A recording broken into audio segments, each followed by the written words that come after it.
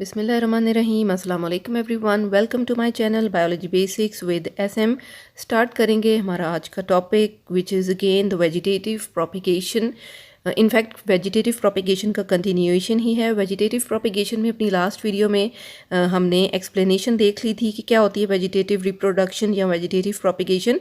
के प्लांट्स जब अपने किसी भी पार्ट में से, किसी भी वेजिटेटिव पार्ट में से एक नए प्लांट को ग्रो करवा देते हैं तो ऐसी रिप्रोडक्शन या ऐसी प्रोपिगेशन को वेजिटेटिव प्रोपिगेशन कहा जाता है। ये वेजिटेटिव पार्ट्स रूट, स्टेम्स या लीव्स, इनमें से किसी भी पार्ट के थ्रू हो सकती है। साथ ही साथ हमने डिस्कस किया था कि कितनी टाइप्स होती हैं वेजिटेटिव प्रोपिगेशन की। There are basically two main types of vegetative propagation. एक होती है natural vegetative propagation and the other one is artificial vegetative propagation. Last video में हमने बहुत ही जो है वो एक्सप्लेनेटरी नोट जो है वो डिस्कस कर लिया था ऑन नेचुरल वेजिटेटिव प्रोपिगेशन। नाम से ही आइडिया हो रहा है कि नेचुरली जब प्लांट्स अपने तौर पर बग़ैर किसी भी इंसान की इंटरफेरेंस के ग्रो कर जाता है एक नए प्लांट में, तो ऐसी वेजिटेटिव जो रिप्रोडक्शन है या प्रोपिगेशन है उसे नेचुरल वेजिटेटिव प्रोपिगेशन कहा जाता है।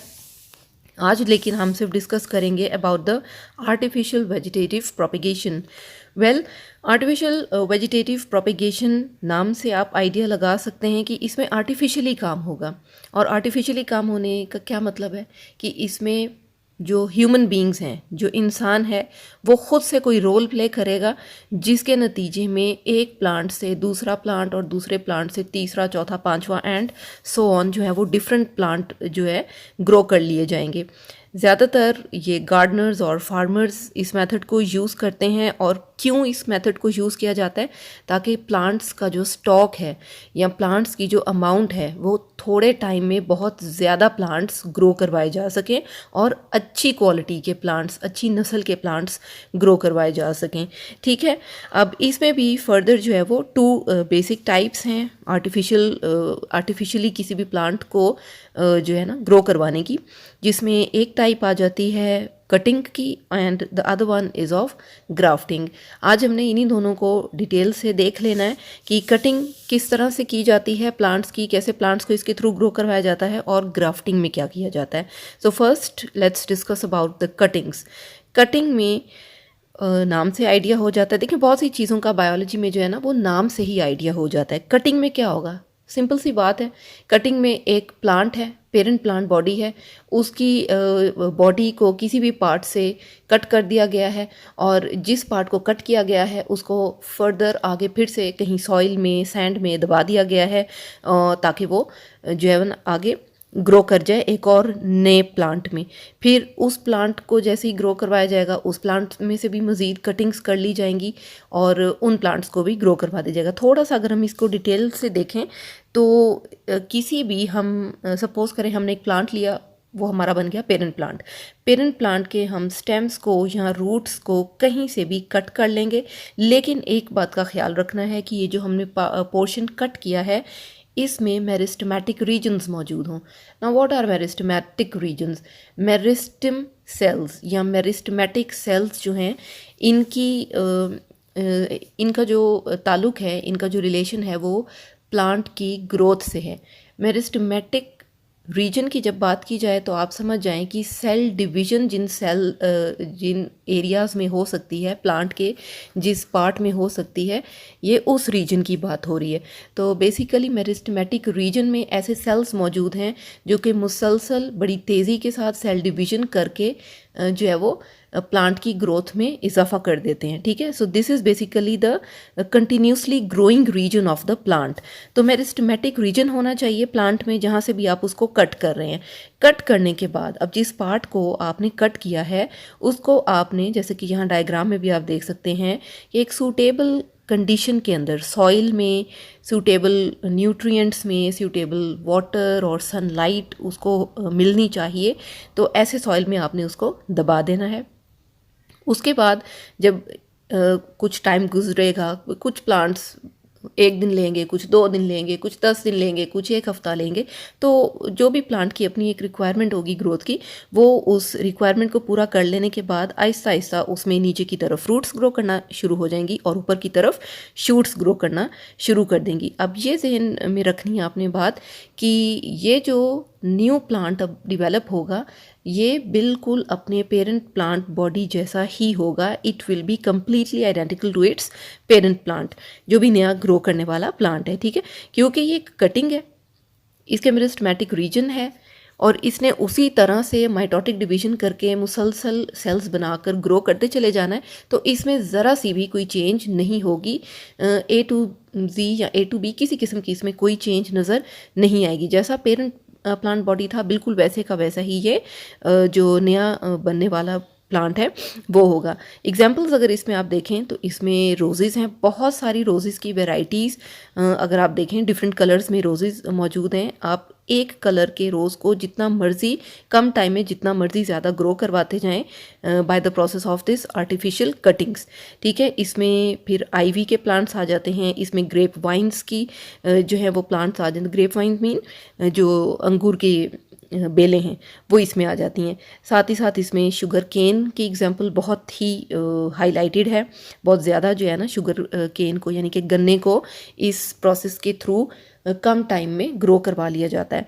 और एक सबसे ज़्यादा हाईलाइटेड इसमें एग्जांपल आ जाती है स्वीट पोटैटो की। अब स्वीट पोटैटो जो है ये एक एनलार्ज्ड रूट है, यानी ये एक ऐसा प्लांट है, यहाँ पे इसको ऐसा कह लें कि ये एक ऐसा जो है ना पेरेंट प्लांट बॉडी प्रोवाइड करता है कि अगर इसके सपोज कर लें कि 3 हिस्सों में जो है ना वो स्टेम या सॉरी रूट जो है वो ग्रो कर गई है, तो आप इस एक पोटैटो को 3 पार्ट्स अगर उसके कर दें और उन तीनों पार्ट्स को अलग अलग जगह पर जाकर सॉइल के अंदर दबा दें, तो इन तीनों पार्ट्स में से नए प्लांट डिवेलप कर जाएंगे और फिर उन्हीं प्लांट्स में से आप मज़ीद और नए पोटैटो के प्लांट्स डिवेलप करवा लेंगे। तो इस तरह से ये जो है बहुत ही कम टाइम में बहुत ही ज़्यादा डेवलपमेंट नज़र आएगी, ठीक है।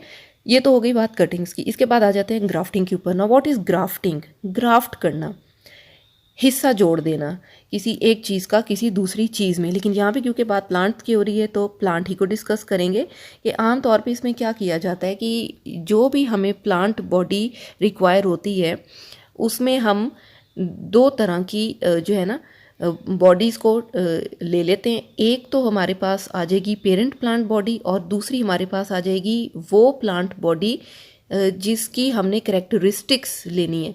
यानी कि अगर मैं एग्जांपल दूं कि हमने लेमन के प्लांट के ऊपर ऑरेंज के प्लांट को ग्रो करवाना है, ठीक है। अच्छा, इसमें एक चीज़ का आपने बहुत ज़्यादा ध्यान रखना है कि फैमिली जो है ना वो सेम होनी चाहिए। ऐसा नहीं है कि आप मैंगो के ट्री पर एप्पल की ग्राफ्टिंग करवा सकते हैं या फिर आप बनाना के ट्री पर मैंगो की ग्राफ्टिंग करवा सकते हैं। No, the family should be same. यानी कि अगर हम सिट्रस फैमिली की बात करें तो उसमें आप लेमन ले सकते हैं, उसमें आप ऑरेंजेस की डिफरेंट वैरायटीज़ ले सकते हैं, ठीक है। फैमिली सेम होनी चाहिए तो सिर्फ उनकी ग्राफ्टिंग जो है वो काम दे सकती है। अब ग्राफ्टिंग में करना क्या है कि एक ऐसा प्लांट जिसका रूट सिस्टम बहुत अच्छा डिवेलप हुआ है, एक वेल इस्टेब्लिश्ड रूट सिस्टम है जिसे एक प्लांट का, उसको उस पर से हमने एक स्टेम का पीस कट करके एक दूसरे प्लांट बॉडी के ऊपर लगा देना है। अब इसकी जो है ना कटिंग पे डिपेंड करता है, सारी चीज़ जो है ना वो कटिंग पर मुनहसर है। कटिंग ठीक होनी चाहिए क्योंकि आपने जोड़ना है। अगर यहाँ भी आप डायग्राम में देखें तो पहले एक हल्का सा बारीक सा कट लगाया गया है नीचे वाली प्लांट बॉडी की तरफ और उसके ऊपर जौन सा हमने प्लांट पुट करना है उसको भी एक वी शेप कट दिया गया है ताकि वो बड़े ही आराम से और अच्छे तरीके से नीचे वाली प्लांट बॉडी पर जाकर इंसर्ट हो जाए। अब ऐसा करना क्यों ज़रूरी है? कटिंग बहुत ज़रूरी है। कटिंग आप ऐसे वे में करेंगे कि जिस प्लांट पर दूसरा प्लांट लगाया जा रहा है, जिस स्टेम पर दूसरी स्टेम लगाई जा रही है, वो अच्छे तरीके से एक दूसरे के साथ मर्ज हो जाए, मैच कर जाए। इनको आपस में जोड़ने के बाद इनके ऊपर एक वैक्सिंग शीट लगा दी जाती है ताकि बिल्कुल एयर टाइट हो जाए, एयर के गुजरने की इसमें गुंजाइश ना रहे बिल्कुल भी, और अच्छे तरीके से इन दोनों स्टेम्स के जो वेस्क्यूलर बंडल्स हैं वो एक दूसरे के साथ कनेक्ट कर जाएं। ठीक है, इन दोनों को एयर टाइट करना है। क्यों? ताकि इनके जो वेस्कुलर बंडल्स हैं जिसमें जाइलम टिश्यूज़ और फ्लोएम टिश्यूज़ आते हैं वो एक दूसरे के साथ बहुत अच्छे तरीके के साथ मर्ज कर जाएं, मिल जाएं। ऐसा होना क्यों ज़रूरी है वो आपको पता है।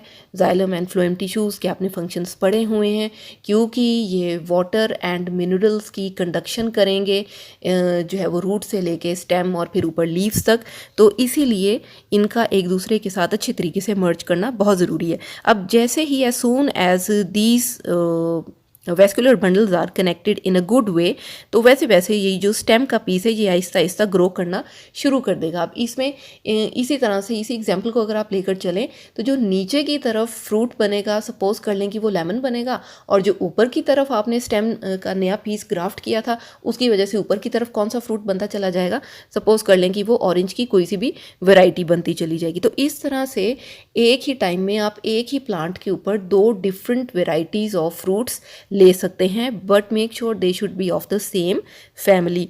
अब इसकी अगर एग्जांपल्स देखें तो बेसिकली ये जो तरीका है ये आमतौर पे रोज़ेज़ में, पीच के दरख्तों में, प्लम के दरख्तों में यानी कि आड़ू और आलू बुखारे के दरख्तों में यूज़ किया जाता है। और उसके अलावा जितने भी सीडलेस फ्रूट्स हैं जैसे कि ग्रेप्स हैं और ये ऑरेंजेस वगैरह हैं, उनमें भी ये ग्राफ्टिंग जो है वो बहुत ज़्यादा देखी गई है। अच्छा जी, साथ ही साथ डिस्कस करते चले जाते हैं कि फ़ायदे क्या हैं और नुकसान क्या है।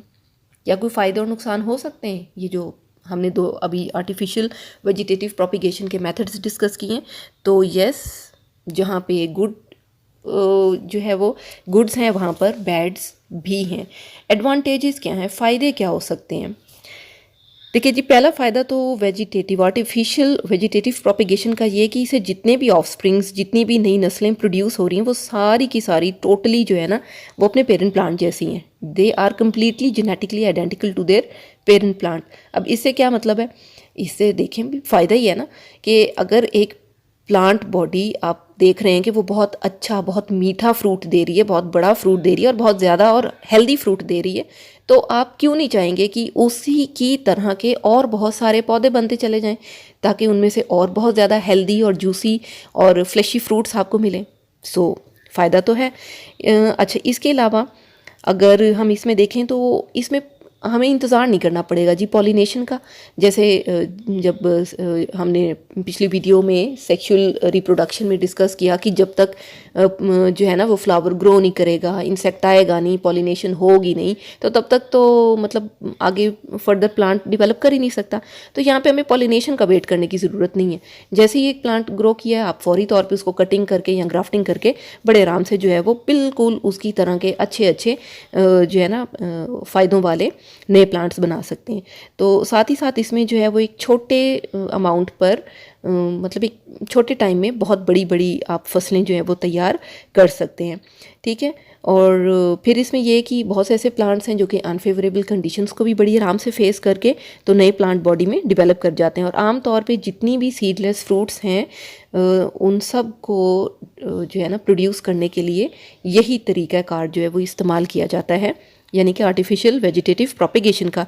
उसके बाद डिसएडवांटेजेस क्या हो सकते हैं, नुकसान क्या हो सकता है ये सब करने का? एक नुकसान बहुत कॉमन इसमें देखा गया है जो कि है जेनेटिक्स पर बेस। देखिए, अब जेनेटिक्स चेंज हो नहीं रही, जैसा भी पेरेंट प्लांट बॉडी था वैसा ही उसका डॉटर प्लांट बॉडी भी है।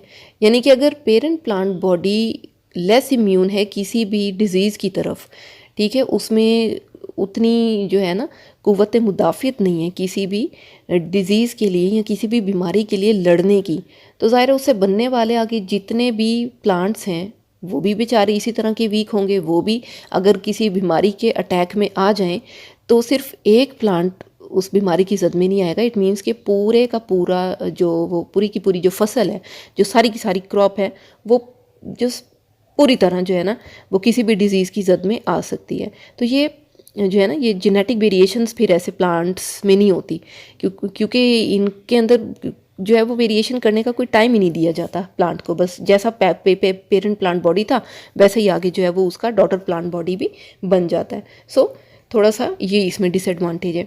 अच्छा जी, इसके साथ ही साथ एक और बहुत ही यूनिक और बहुत ही लेटेस्ट मेथड या लेटेस्ट टेक्नोलॉजी प्लांट को ग्रो करने की डिस्कस कर लेते हैं, which is tissue culturing and cloning, और इसको माइक्रो प्रोपिगेशन भी कहा जाता है। माइक्रो प्रोपिगेशन क्यों कहा जाता है?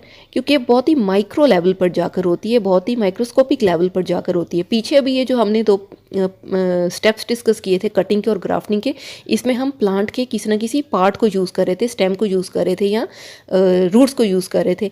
लेकिन जब हम टिश्यू कल्चरिंग, क्लोनिंग या माइक्रो प्रोपगेशन की बात करते हैं तो इसमें आप देखें कि सिर्फ और सिर्फ एक सेल, सिर्फ और सिर्फ एक सेल हमने यूज़ करना है। जो भी प्लांट हमें रिक्वायर्ड है, सपोज़ हमें रेड रोज़ रिक्वायर्ड है या हमें पिंक रोज़ रिक्वायर्ड है या हमें सनफ्लावर रिक्वायर्ड है, हम क्या करेंगे, हमने सिर्फ और सिर्फ उसका एक सेल ले लेना है। उस सेल को हमने लेबॉर्ट्री में किसी भी पेट्री डिश में जो है वो रख देना है, सेट कर देना है। हाँ, मेक श्योर कि उस पेट्री डिश में जो है ना न्यूट्रिएंट मीडियम अच्छा हो, टेम्परेचर अच्छा हो, वाटर की अमाउंट थोड़ी सी बेहतर हो, लाइट बेहतर हो। तो क्या होगा कि थोड़े से टाइम के बाद ये जो हमने एक सेल लिया था ये अपनी नॉर्मल माइटोटिक डिवीजन करके ढेरों सेल्स बना देगा। अब ये जो ढेरों सेल्स बन जाएंगे ये ग्रुप ऑफ या मैसेज ऑफ सेल्स प्रोड्यूस कर देंगे और इनको कहा जाएगा कैलसिस। यही वर्ड सबसे ज़्यादा इंपॉर्टेंट है। जैसे ही ये ग्रुप ऑफ सेल्स यानी कि कैलसिस डिवेलप हो जाएंगे तो इन कैलसिस को अब फर्दर अपनी ग्रोथ के लिए और भी ज़्यादा न्यूट्रिशन मीडियम की और भी ज़्यादा लाइट की और भी ज़्यादा वाटर और सॉइल एक्सेट्रा की ज़रूरत पड़ेगी। तो हम क्या करेंगे कि लेबॉर्ट्री की उस पेट्री डिश में से हम इन कैलसिस को या इन ग्रुप ऑफ सेल्स को निकाल कर किसी पॉट में शिफ्ट कर देंगे। फिर उस पॉट में शिफ्ट करने के बाद उनको फेवरेबल न्यूट्रिएंट्स, लाइट, वाटर ये सब कुछ मिलेगा तो वो फर्दर मज़ीद ग्रो करते चले जाएंगे और एक नए प्लांट में डेवलप कर देंगे।